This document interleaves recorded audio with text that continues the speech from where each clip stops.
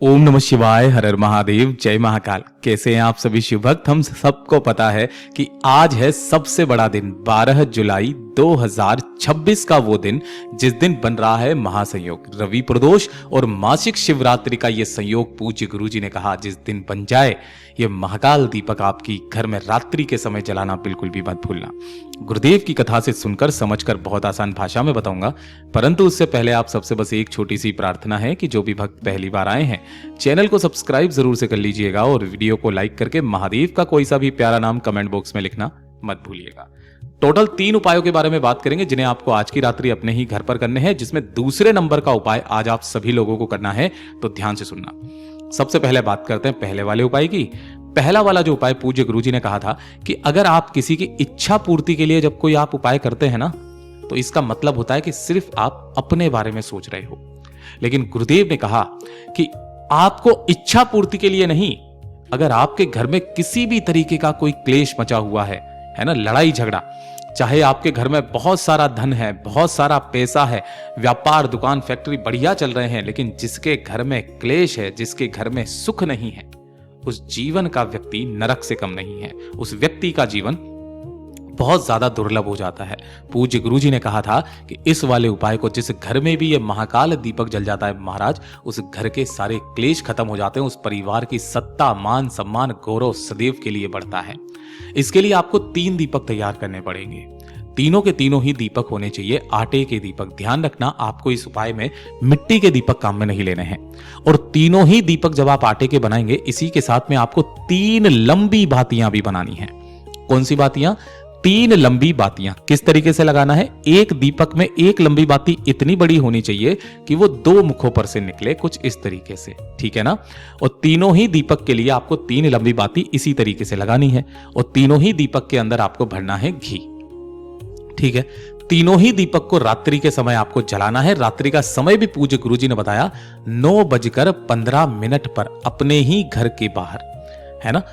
तीनों दीपकों को जला करके, जो पहला दीपक है उस पहले दीपक को आपके घर में जहां पर भी महादेव जी विराजित हैं, आपके घर के मंदिर में, उस घर के मंदिर में आपको सबसे पहले उस पहले दीपक को जलाना है, जिसकी बाती के मुख इस तरीके से हो, एक शिव के नाम की, एक मैया पार्वती के नाम की और एक महादेव के नाम की। इस तरीके से एक दीपक प्रज्वलित कर देना। उसके पश्चात दूसरा जो दीपक होगा वो आपके घर के मुख्य दरवाजे पर, चौखट पर, इस जगह पर। जब आप घर के अंदर जाते हैं तो आपका जो दाहिना हाथ पड़ता है इस साइड में, इस साइड में आपको दूसरा दीपक जलाना है यहां पे।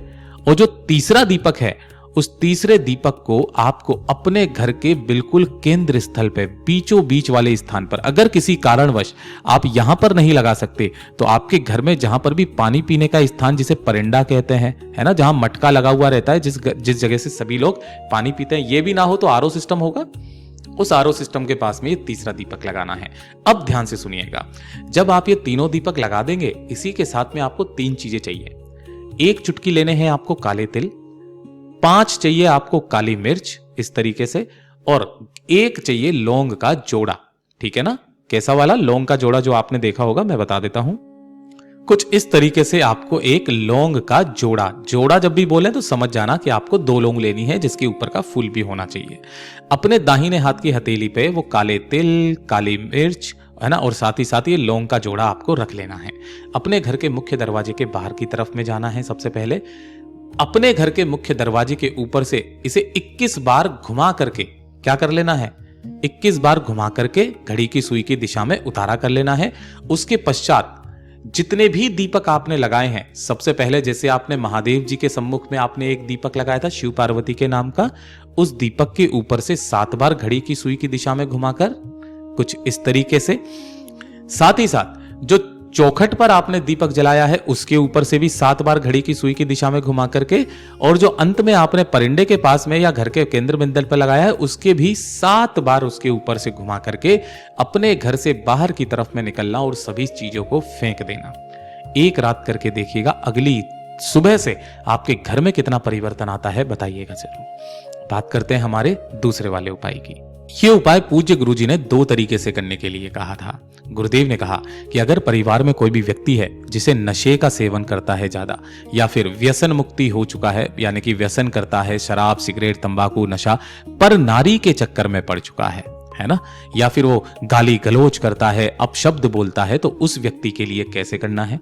दूसरा, जब आपके घर में धन नहीं आ रहा हो, है ना, और धन को लेकर के किसी तरीके की कोई परेशानी है, कर्ज को लेकर किसी का पैसा चुकाना है, नहीं है, तो कैसे करना है। आज की ही रात्रि गुरुदेव ने कहा था कि आपके घर में जहां पर भी शमी का पौधा होना, एक काम करना, सबसे पहले हम लोग बात करेंगे जो व्यसन में डूबा हुआ आदमी है, उस शमी के पौधे के नीचे रात्रि के समय या फिर शाम के बाद में एक पार्थिव शिवलिंग का निर्माण करना। यहीं से थोड़ी सी मिट्टी को ऐसे ऊपर उठा लेना, एक पार्थिव शिवलिंग का निर्माण कर देना, है ना। 1 लोटा शुद्ध जल लेना, परिवार का कोई भी सदस्य कर सकता है, और श्रम्भेश्वर महादेव का नाम लेकर, किनके नाम से, श्रम्भेश्वर महादेव का नाम लेकर के 7 बार नाम लेना है और 7 बार जल इस शिवलिंग के ऊपर छोड़ना है। थोड़ा सा, मात्र थोड़ा सा जल यहां से आपको उठा लेना है। चाहो तो आप किसी भी एक पत्थर के ऊपर बना लेना, ताकि आप थोड़ा सा, चाहे 2 बूंद, गुरुदेव ने कहा मात्र 2 बूंद जल लेना, और उस 2 बूंद जल को उस व्यक्ति को जाकर के पिला देना। महाराज 4 से 5 प्रदोष कर लो, उसके पश्चात आप देखिएगा वो व्यक्ति खुद ब खुद वो सारी चीजें छोड़ देगा। और जो दूसरा धन की समस्या के लिए कहा था गुरुदेव ने, उसके लिए आपको चाहिए होगा सबसे पहले तो एक बेलपत्र जो कहीं से भी खंडित कटा फिटा ना हो। इसी के साथ में आपको चाहिए होगा एक शमी का पत्ता। ध्यान रखना क्या चीज लेना है, एक शमी का पत्ता लेना है, ठीक है। यहां से तोड़ोगे, ये जो पूरा गोले में बनाया है ये एक शमी का पत्ता है। 1 लोटा शुद्ध जल अपने घर का लेना है, तांबे के कलश में।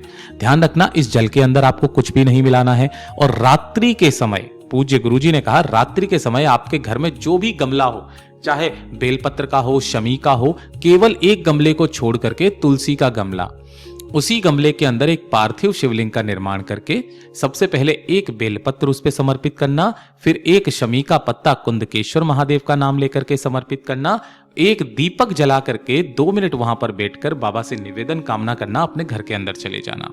उसके 15 मिनट के पश्चात आपको फिर से वापस आना है।